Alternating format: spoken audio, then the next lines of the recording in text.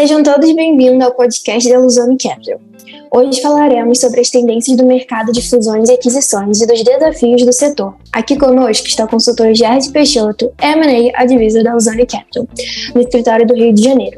Jade Peixoto atua na área de consultoria empresarial, principalmente nas áreas de gestão e finanças empresariais, com forte atuação em serviços de valuation, muito utilizada pelos nossos clientes, principalmente os de M&A.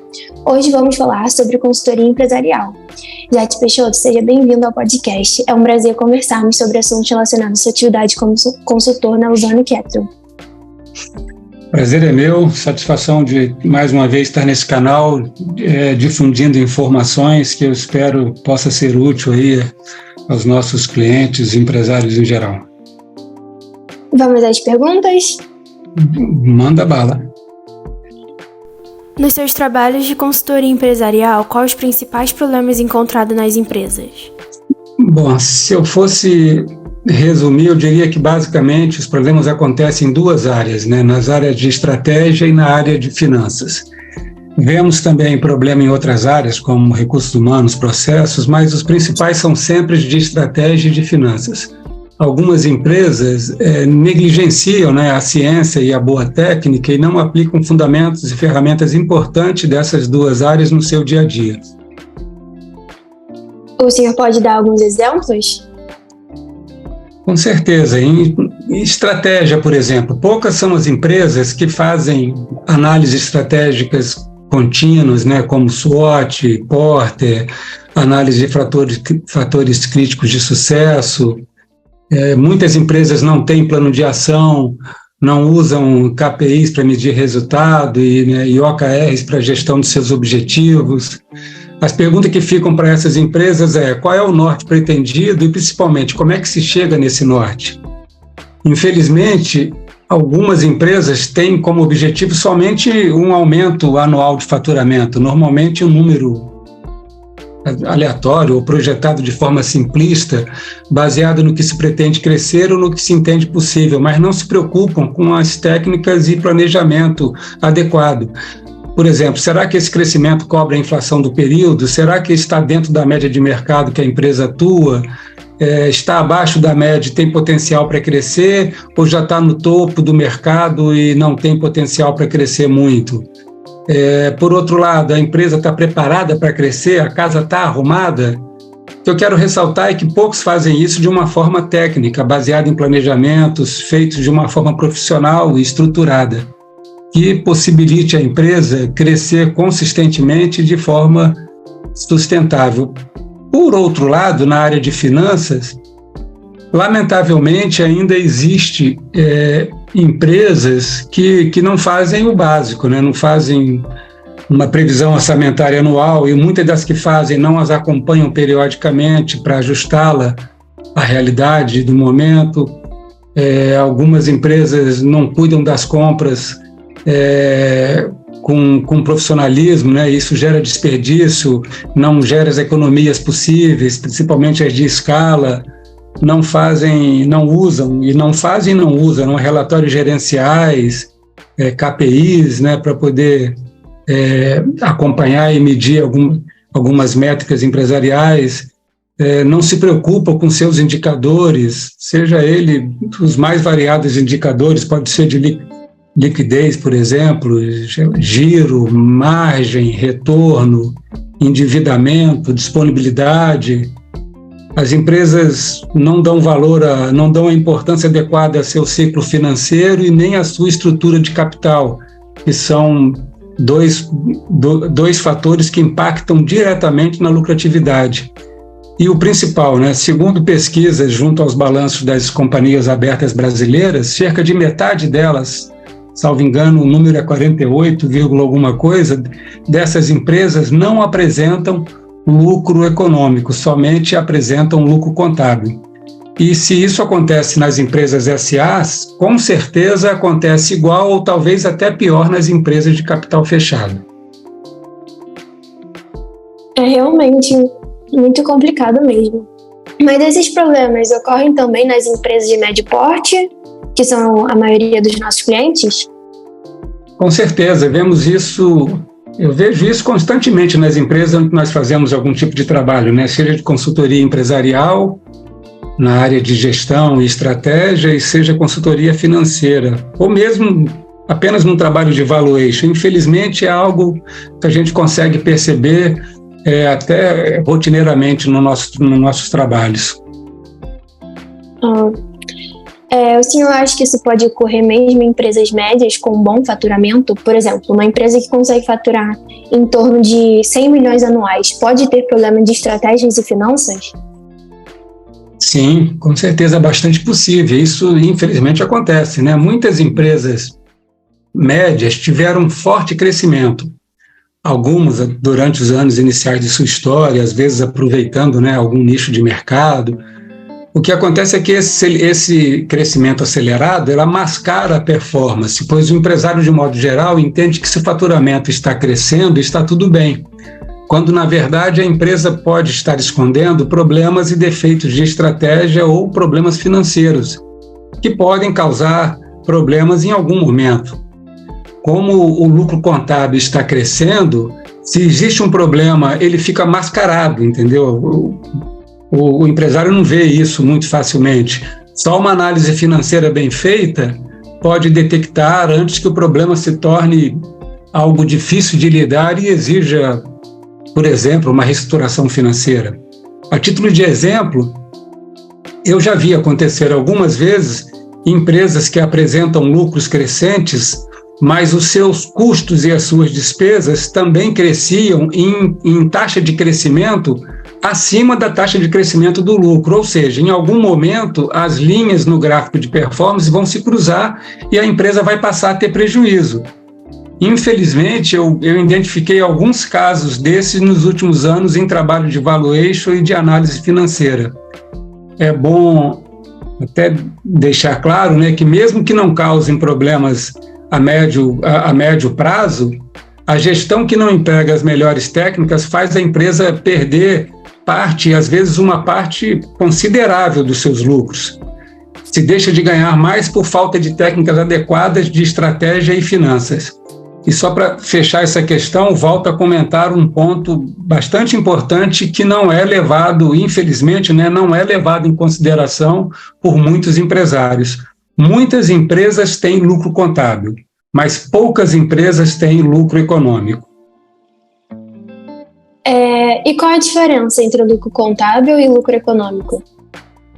Lucro contábil é apresentado pelo balanço da empresa. Lucro econômico é o lucro acima do custo de oportunidade, do custo de capital próprio empregado no negócio.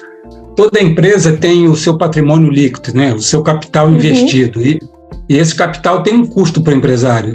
Se os sócios da empresa pegarem esse capital que está ali no patrimônio líquido, que está investido na empresa, e investir no mercado, quanto que ele vai ganhar por ano?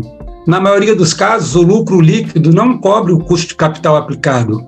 Como isso não está demonstrado no balanço e nem nas DRS, ele que só computa, nesse caso, o balanço, e DRS só computa remuneração de capital e de terceiros. O empresário não sabe que se ele está tendo ou não lucro econômico.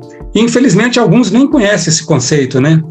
Não ter lucro econômico significa dizer que se o empresário deixasse seu capital em uma aplicação financeira e ficasse em casa curtindo a sua família, ele ganharia mais do que ele ganhou trabalhando e ainda se expondo a risco, né? Porque é evidente que todo negócio, toda empresa tem o seu risco. Sim. E como se calcula o lucro econômico? Boa pergunta.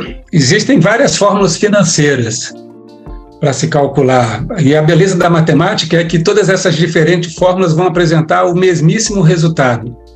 Podemos, por exemplo, pegar a taxa de retorno de investimento, né, que é o ROI, menos o custo médio ponderado de capital, multiplicar pelo capital investido. Se der positivo, você teve lucro econômico. Podemos pegar a taxa de retorno da empresa, né, que é o ROE, menos o custo de capital próprio, multiplicando pelo patrimônio líquido. Ou podemos também subtrair do lucro líquido o valor resultante do custo de capital próprio multiplicado pelo patrimônio. Tem várias formas, mas todas elas vão dar o mesmo resultado. O importante é entender o conceito. existe o custo de capital próprio, se chama KE nas fórmulas financeiras, que é quanto o empresário ganharia se ele aplicasse o capital investido na empresa em uma aplicação financeira segura com risco igual ou menor que o risco do seu negócio.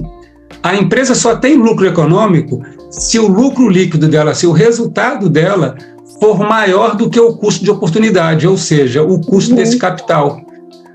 Então é só isso, é uma conta que qualquer empresário pode fazer. Quanto ele tem de patrimônio líquido investido? Esse patrimônio ele ganharia quanto com ele anualmente no mercado, numa aplicação financeira segura? E vai ver o lucro da empresa, se foi maior ou se foi menor. Se o lucro da empresa foi maior, ok, valeu a pena ter a empresa. Se foi menor e isso está acontecendo seguidamente, tem algo errado aí. Talvez não valha tanto a pena assim ter a empresa. No seu entendimento, quais os principais pontos da gestão empresarial? O que um empresário não deve negligenciar?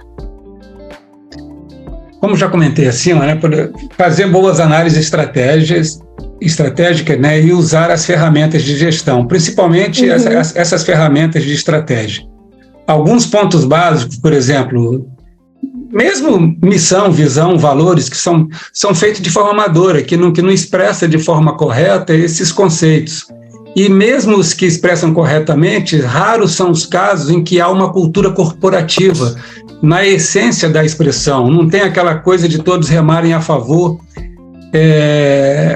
Os funcionários, tem muito funcionário que não conhece a visão, missão e valores da empresa. Então não existe cultura corporativa, não tem aquele negócio que todo mundo está remando a favor.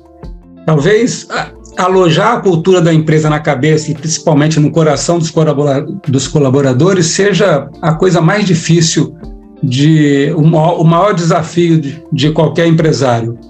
E não se pode negligenciar as análises de ambiente interno, externo, tendências, variáveis de macroambiente, dinâmica competitiva, microambiente de negócio, atratividade de mercado, fatores críticos de sucesso.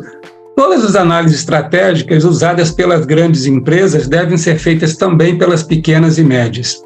Interessante, e aí é interessante mesmo, que algumas empresas até fazem análise SWOT, por exemplo, força de Porter, fatores críticos de sucesso, fazem algum planejamento estratégico com as ações, os objetivos, mas só fazem isso uma única vez e não repetem, como se o ambiente interno e externo, os competidores, o mercado, a economia local e nacional fosse estática, que ela não mudasse o tempo todo.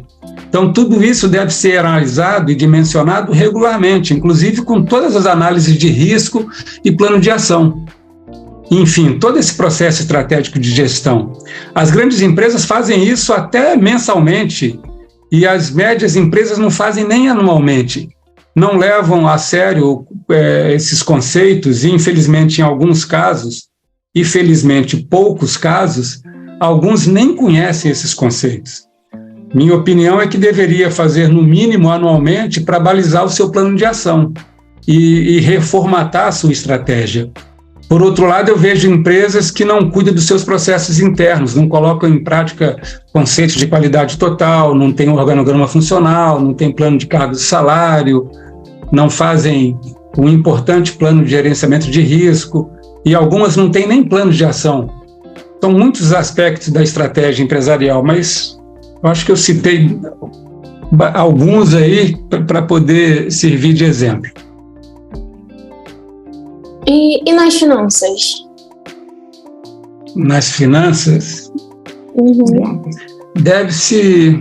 Eu acho que o começo de tudo é uma previsão orçamentária bem feita e dinâmica, né? Tem que ser, ou seja, você tem que fazer uma previsão e tem que acompanhá-la em períodos, no máximo trimestrais, Sim. Mas o ideal é que seja mensal, para você poder ajustá-la quando necessário.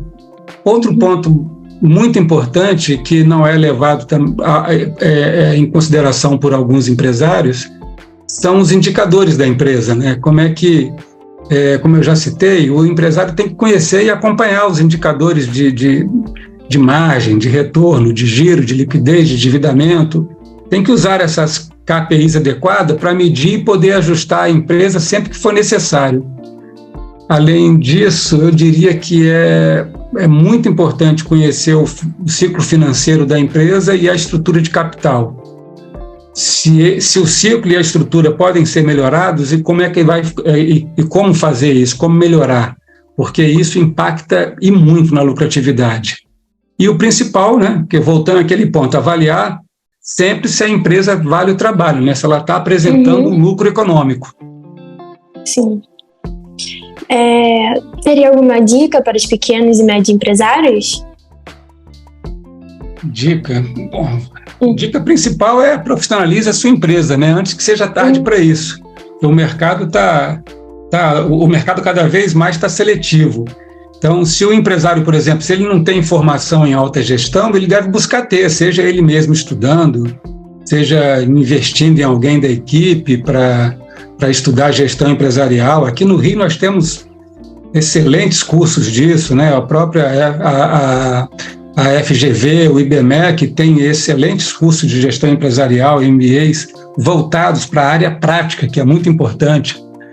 Então, o empresário pode também contratar um executivo com especialização nessa área e pode também contratar consultoria externa. Uma coisa não elimina a outra, ele pode fazer as duas ou até as três, mas o grande problema nessa última sugestão é que o empresário, de uma forma geral, vê consultoria externa como despesa, quando, na verdade, se trata de investimento, né? Porque uma consultoria bem feita representa retorno financeiro no seu fluxo de caixa e nos lucros.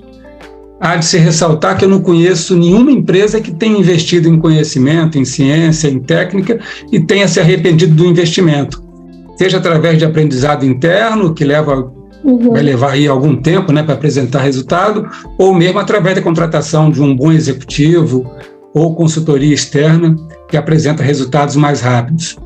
O empresário, eu acho que ele tem que ter em mente que não basta conhecer as ferramentas, também tem isso, porque tem alguns empresários que busca leitura para poder conhecer ferramenta de gestão e de planilha. Isso até você consegue sem dificuldade na internet ou em livros, mas o mais difícil não é isso, o mais difícil é a prática, é você realmente entender os conceitos e saber como usar essas ferramentas, né? Esses conceitos e técnicas com eficiência, saber interpretar os resultados das análises e transformar essas análises em estratégias vencedoras que levem a empresa a melhorar seus lucros de uma forma sustentável. Isso só se aprende com bastante estudo e com muita prática. E, para fechar essa questão, eu quero dizer, a gestão de empresa é aquela coisa, né? Sempre muito complexo, muito complicado, trabalhoso, mas a grande diferença está nos detalhes. São os pequenos detalhes que, somados e bem trabalhados, se transformam em caixa no final do mês e lucro no final do ano. Se eu pudesse resumir tudo isso numa só frase, eu diria que a ciência e a boa técnica nunca podem ser negligenciadas na gestão de uma empresa. Tenha essa empresa o tamanho que ela tiver. É verdade. Jade Peixoto, em nome da Luzone Capital, eu gostaria de agradecer por sua presença e convidá-lo novamente para participar conosco em outra oportunidade de outros podcasts ligados a outros assuntos. Muito obrigada por sua participação. Eu que agradeço a oportunidade. Estamos juntos. Quando precisarem, estamos às ordens. Obrigada.